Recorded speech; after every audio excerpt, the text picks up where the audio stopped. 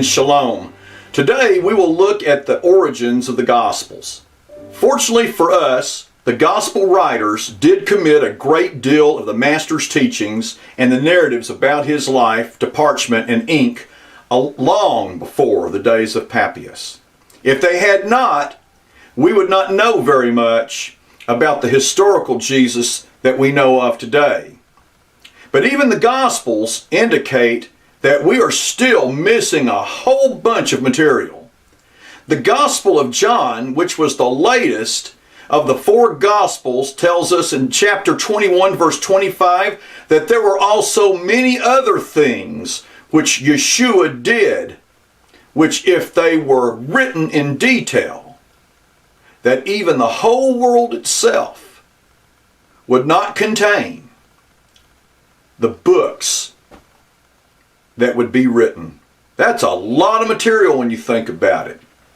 Now, church tradition holds that Matthew, or Mattai, wrote the first gospel. Now, I'm not talking about the one that's in the New Testament now, but there was an original gospel of Matthew, which was a book of sayings. A gospel that was similar to the Gospel of Thomas, which is an anthology of sayings attributed to Yeshua. Completely disconnected, though, from any context of the original or the Matthew that we know. Eusebius, the early church historian and bishop of Caesarea, says that Matthew wrote his gospel in Hebrew just before he left the Holy Land. And according to this tradition, Matthew composed his Hebrew gospel, which was for the benefit of the disciples that he had left behind in Judea. Now, since he could no longer be there to transmit the sayings of the Master orally, he had committed those sayings to writing. That was the whole necessity. That's what necessitated the whole writing of the original Matthew.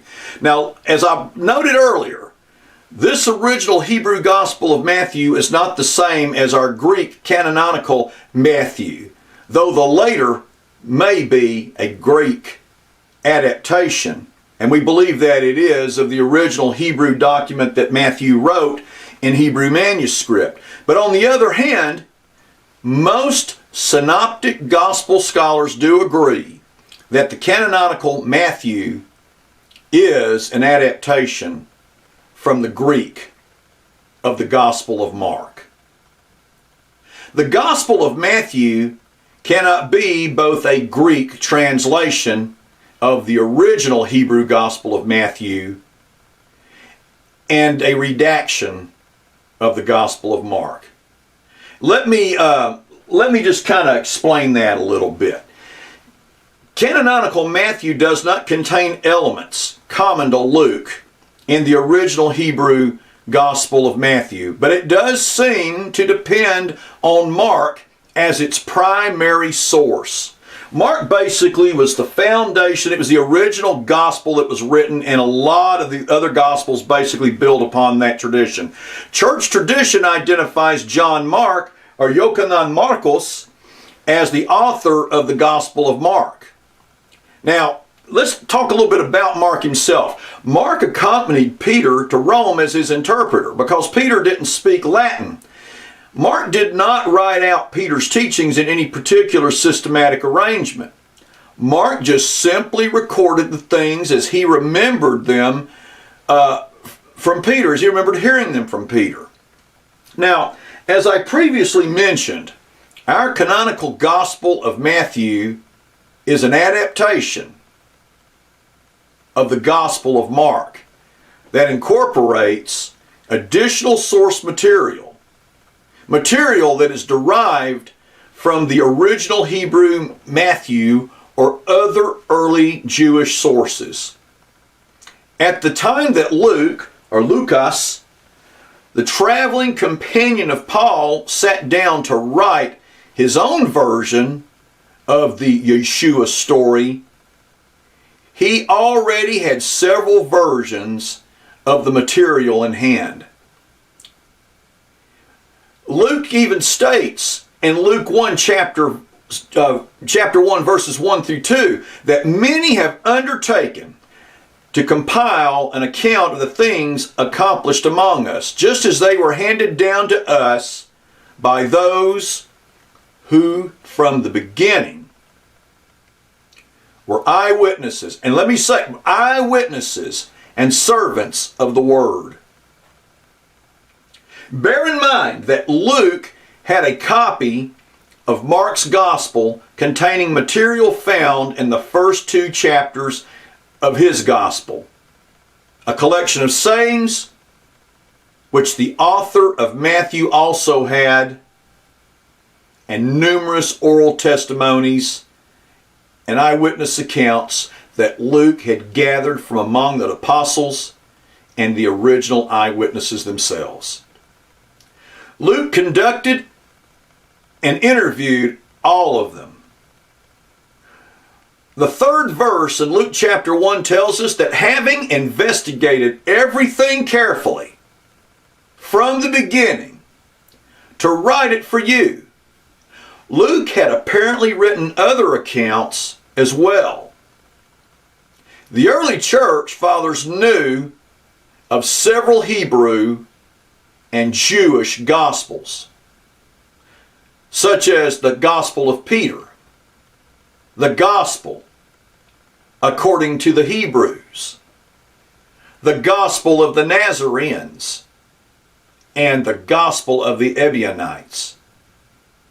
Luke had the opportunity to gather this testimony during Paul's 2-year incarceration in Caesarea. And it was during that time that Luke had access to the original disciples and the family members of Yeshua who had remained in the Jerusalem community.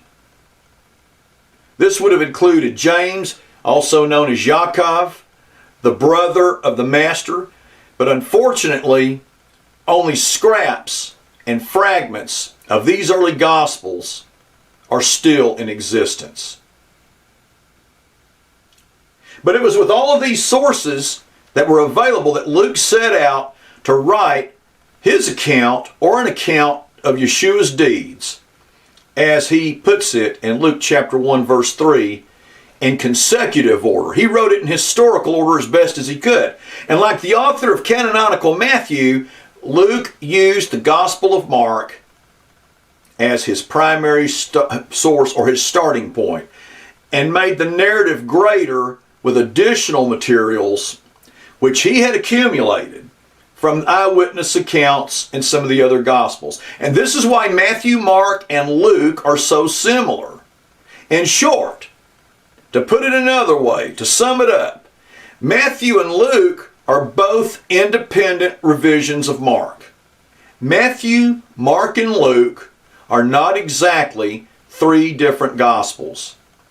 They are 3 versions of the Gospel, and it is for this reason they are called the Synoptic Gospels. And let me talk, you say I've got something written here on the board here. Syn means together, and optic means seeing. So we're basically seeing together. Those 3 books, you actually see those together. And it is through all 3 Synoptic Gospels, which were written in Greek, that they all retain the strong Semitic flavor of their sources. We, as believers and readers, feel almost as we are reading the Hebrew written in Greek. The word order, the Hebrew idioms, and even the sentence structures and constructions point to a literal translation of the original Hebrew. The authors took great pains to keep it as accurate as possible. Now, let's look at the Gospel of John. Long before Mark and Peter arrived in Rome, the beloved disciple John, the son of Zebedee, had left Jerusalem. And he'd left Jerusalem to bring the gospel message to the provinces of Asia Minor, which is modern-day Turkey. Now, because John spoke no Greek, the apostles had sent Prochorus, who was one of the 7 men that was appointed over the Greek-speaking believers, as we see in Acts chapter 6, verse 5. And Prochorus was sent to serve as an interpreter and a translator for John. John later settles in Ephesus and raised disciples there. And from Ephesus, John continues to travel, and he travels around to the local communities of believers. And John himself began to compile his gospel after the completion and circulation of the synoptic gospels not long before his own death, which was around 98 AD. And it is widely believed that his gospel was composed posthumously, or after his death, if you will, by his disciples. Now, while John lived in Ephesus, John taught his disciples and delivered the stories and the sayings and the stories of Yeshua, our master, orally, which would have been the tradition, of course. Amen and amen. May the Lord bless you and keep you. May His countenance shine upon you and give you peace. Amen. Amen.